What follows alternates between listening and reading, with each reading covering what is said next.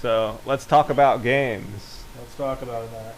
Let's talk about Coliseum and Coup. Let's Let's talk. talk about games. Let's talk about games. Let's talk about games. Let's do that. So, I'm Nick, I'm and to Michael. my left is I'm Michael. Hi. Michael Cooper. We're here to talk about games, if you didn't know already. Background, been gaming for about a year and a half. Got 2 local meetups. Also have a soon-to-be wife that I game with on occasion. I believe you have a wife as well that you like to game with, Michael. I do, and I have 2 kids. I have a 7-year-old and a 4-year-old that I game with. It's interesting to find games that we can all play. Yes, yes. So there's quite a variety here we're able to talk about. The latest gaming event was actually one of Mike's sons. 7-year-old? He turned 7, and for his birthday party, he wanted to have a gaming birthday party. Yes. That's pretty well. Yeah. Pretty well. Yeah. Everybody knew that it was a gaming party. I think some were like, this is Monopoly and Battleship, right? Not quite. Well, you could That's tell what by they thought. the That's the what they thought they were presents. walking into. The presents were showing that, Yes. and it was kind of funny to see Mikey tried to show his appreciation for gifts that he didn't really care for. It's We're not good with tact. Oh no. We are not good with tact. Not really good at tact at all. So But he got some games. I don't know if I'll just call him Big Cooper, the one that's talking with me. If he had the idea of a game called Battleship, or it was actually his son. well, I pushed him to want it. I do play on Board Game Arena, and he always comes over and watches me play different games. And he's like, I want to play that one in real life and not on the computer. So that game is on Board Game Arena. It is on Board Game Arena. Okay. Hey, that's my fish on it? Because I guess that's the game it's compared to. I don't think so, but it could be. Okay. I don't know. I haven't really used Board Game Arena as much as I'd like. Yeah. So getting back, I guess, to the whole birthday party, that was entertaining. It was kind of funny. Mike was like, "Hey, do you want to come over with 25 kids and teach them how to play games?" I was like, "Sure." And he said yes. I know. I don't know what I was thinking. It's birth control right there. Yeah. But it was fun. The attention spans of 6 and 7-year-olds, obviously, they got some work to do, but we got some good games in. Got to play Ink and Gold. We played Spot It. We played Get Bit. Hey, that's my fish? Hey, that's my fish. Yeah, I was gonna talk about that a little bit, and there might be a little lesson here from his son here. So I'm setting up this Hey, that's my fish game. I think we're playing 4 players, and the first part of the game is you place your penguins. So I placed one of my penguins on a corner, and then Mikey, the birthday boy, said, "Hey, you should place," to another person, "Hey, you should place your penguin right next to Nick's penguin." And then Mikey placed his penguin next to Nick's penguin. And then another person, Phil, placed the penguin next to Nick's penguin. And then Mikey said, "Hey, I should go first." Guess what happened on his first move? He blocked me out, and I lost my penguin right away. So, All in all, sounds like a good game. yeah, it was a great start to Hey, that's my fish. Well, So- I mean, you are experienced. He was just trying to handicap you. Yeah. It's good to gang up on one person. Yes. So, the game we were talking about that's similar to Hey That's My Fish, Battleship, we played later with Big Cooper, Mikey, and me. And what do you know? It's a game that you can also block people in. And this time, he got a little taste of his own medicine, and I don't think he liked it too much. But hey, if he's gonna be if he's gonna be a butthead, then he's got to be able to take it too. He didn't whine or cry too much. No, he was good. You could tell he was a little disappointed, but he took it okay. The group of kids that I was kind of in charge of, we played Roll For It, which really turned into seeing how the kids can roll their dice as fast as they possibly could, instead of everyone rolling during the same round and everything. So a little challenging on that aspect, but at least they understood the game. Yeah, they know. I need to put dice in hand, roll, and roll again. Try to match it up.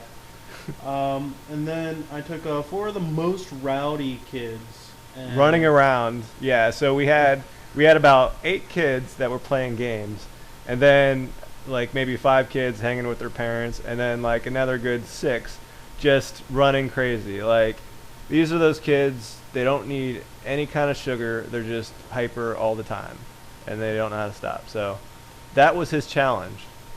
So I took them and I taught them how to play Forbidden Island, which we started on the lowest setting, and surprisingly they kind of won it. One guy walked away in the middle of it. One of the kids walked away like right after his turn. He'd come back every so often. But it got them to sit down, and I think that was making them play a co-op game where they're not trying to beat each other up, and where if one of you lose, you all lose.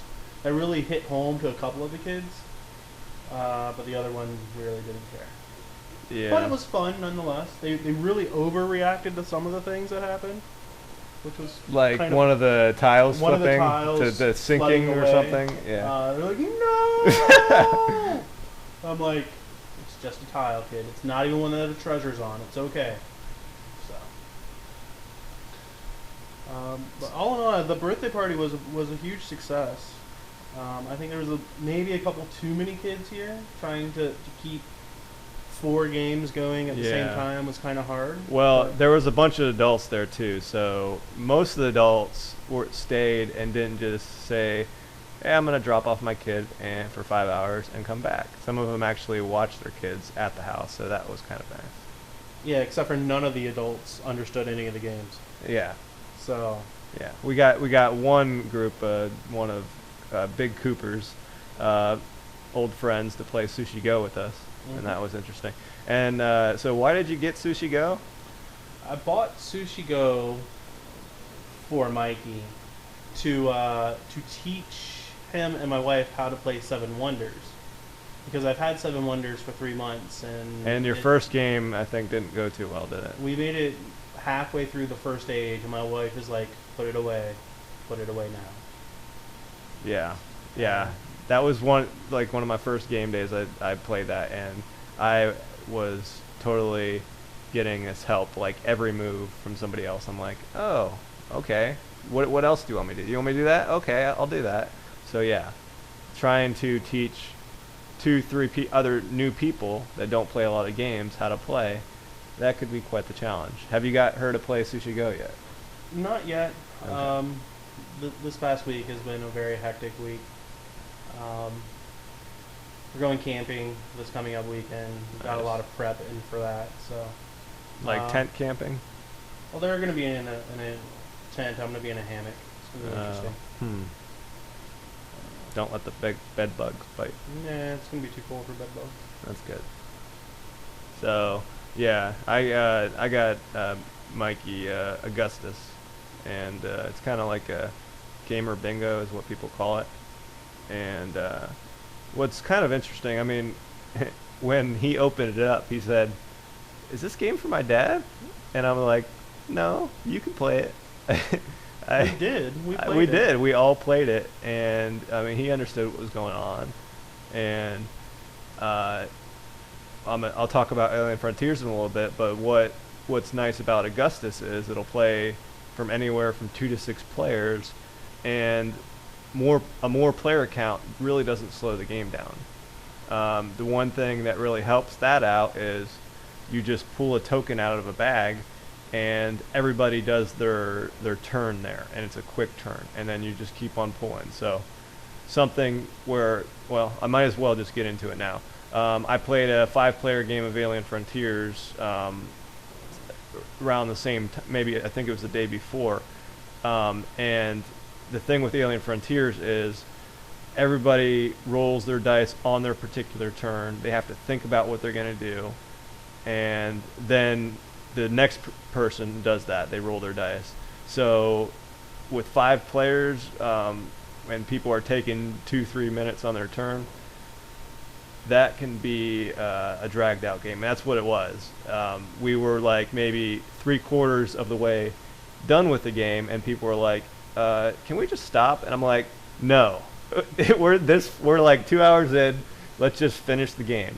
But I don't think anybody disliked the game. I think they enjoyed the mechanics of it, but just how slow the ending was. Just they're like, okay, we should be done now, right? Was there paralysis in it from people, or did they pick up the game and they understood it? There and was they knew where they were there going? was a little bit of that. There was some, oh, that's not my optimal move, so I'm gonna take my dice back and put it in a different spot.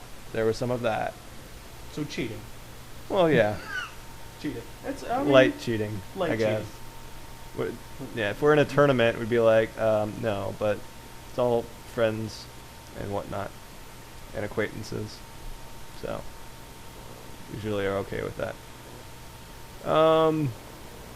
So yeah, those were the 2 big things. Anything else from you, Mike? I have another one, but I don't want to quarterback the whole thing here. I've kind of been out of the whole gaming thing since your 2 weeks ago. We went to your bachelor party. We did. And we had some gaming there. We did. But other than that, I haven't really played much in the past 2 weeks.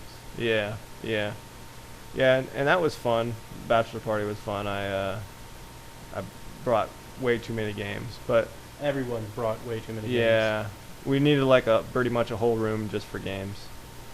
But I mean, while we played a lot of stuff outside because it was nice out, I mean, we got a decent amount of games in, and I'm surprised how well the games of Werewolf and One Night Ultimate Werewolf happened. yeah, I'm surprised how smoothly they went with the amount of people that we had. yeah. I've played One Night quite a few times, but that was my first experience with the basic Werewolf. Was that your first experience?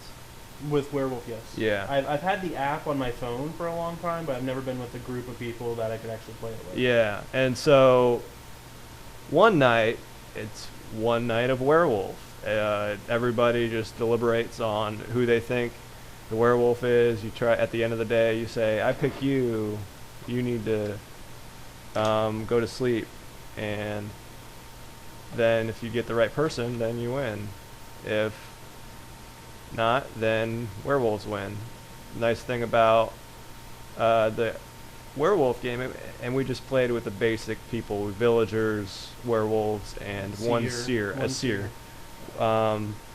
was it all kind of built on everything. So you're like, okay, we got a little bit of information this round. Then the villagers have to pick somebody, and then everybody goes to sleep and a werewolf kills somebody. So it was very tight. What were we playing with? 7 people? 7, 8 people? We were playing with 6 players and 1 moderator. Okay, yeah.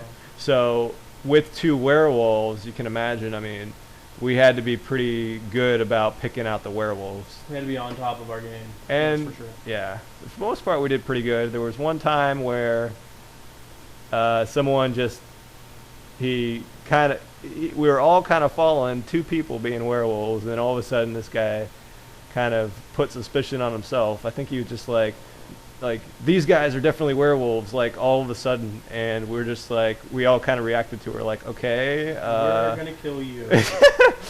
So and he was a villager, and the villagers lost. yeah. But it is what it is. It's Yeah. fun. Yeah. Definitely.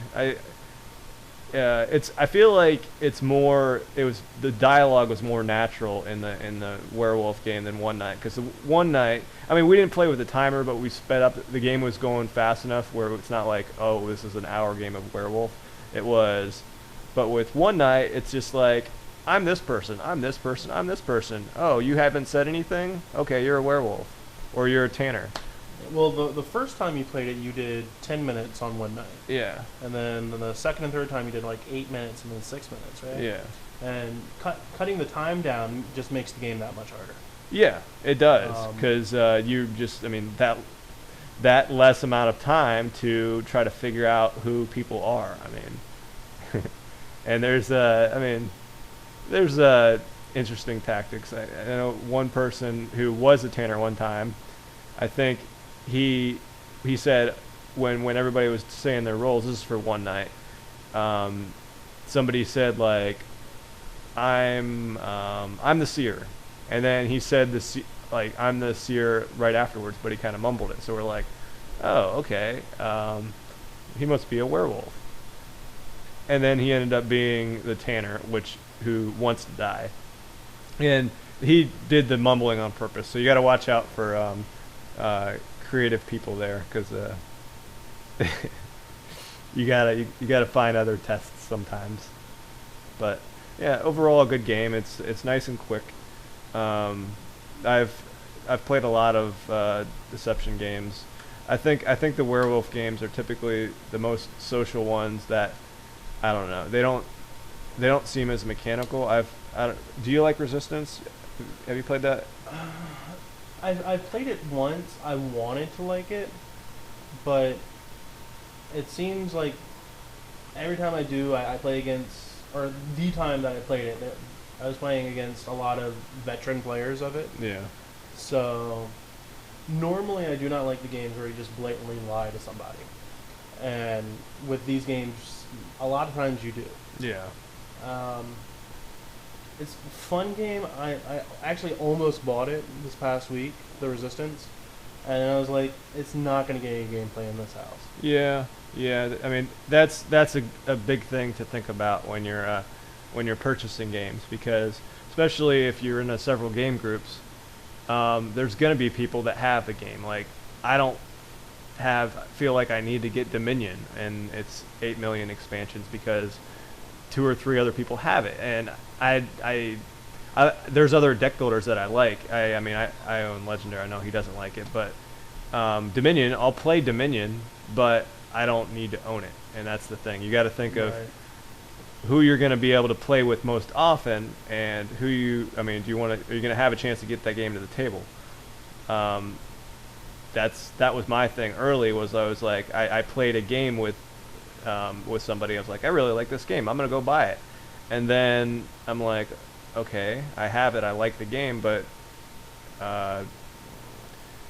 these people don't like the game, and I know I can play with this guy, but I only see him once every few months. So, well, then you also have the flip side, like when Splendor came out. You have it, I have it, like 5 other people, and just one of our meetup groups have it. And it's like, it's almost like Carcassonne now. It's like, how many copies are going to be there tonight? Yeah. Which is kind of funny. I think normally the average is 3 or 4 copies of Splendor now, which is interesting. Mm-hmm. It's a fun game, but definitely don't need 4 copies in the same No, game. no, we don't need a Splendor tournament. There's plenty of other games out there, and they're good. Splendor's good, but I don't know. I always bring my games, and just I always want to play them. But if somebody else has a game that they're really looking to play, that I don't hate, I'm open to playing.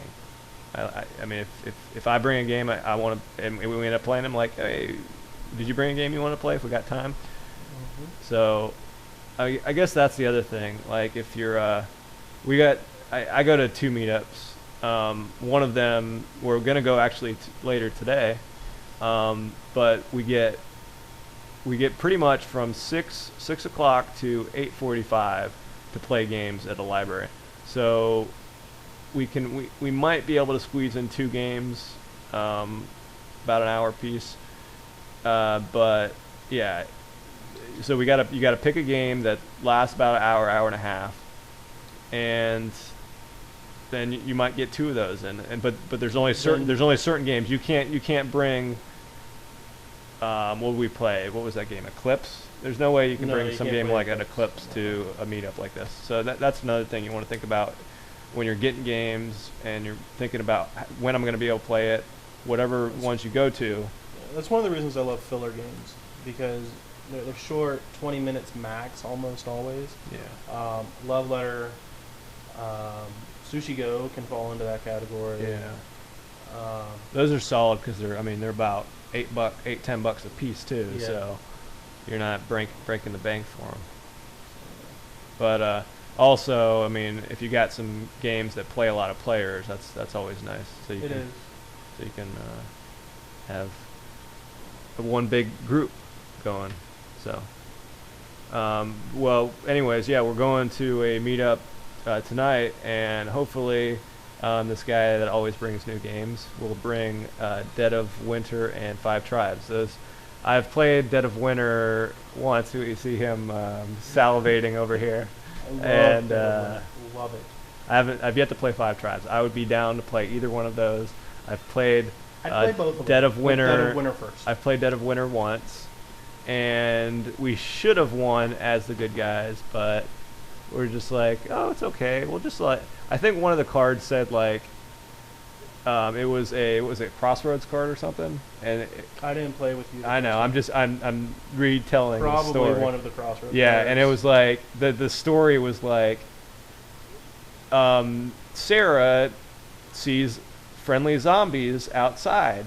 Should Sarah open the door or keep the door locked? There are no such thing as a friendly zombie. And Troy, the guy that brought the game and knew all the rules and whatnot, it's like, I think I'll open the door because I don't want to lose one life or something like that. So he was the betrayer? No, he was the good guy.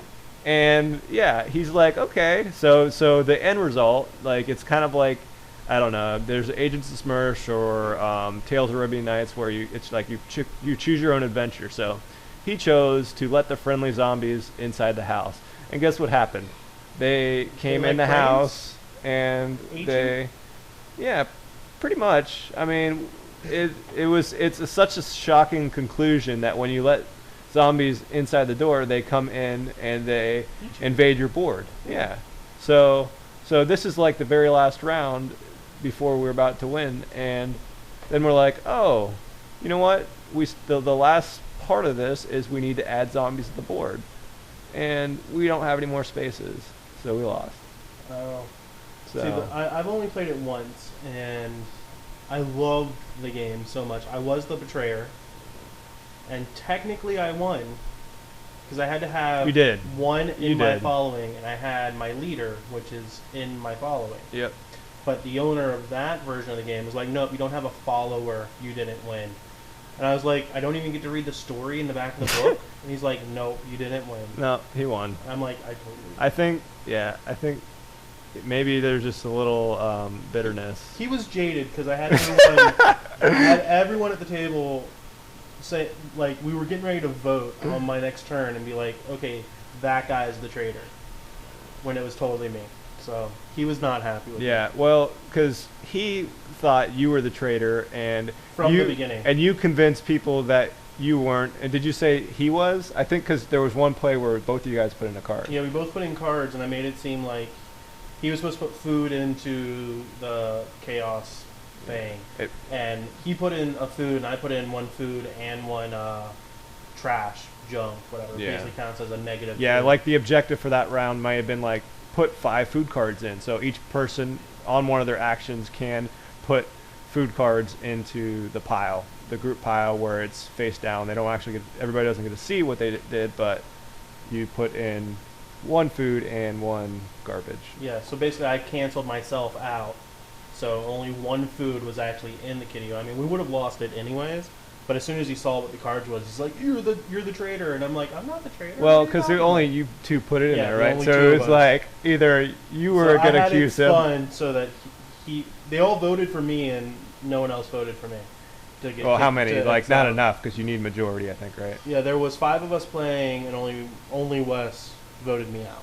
So the other 4 of us were like, "No, I'm a good guy." But they didn't vote West, did they?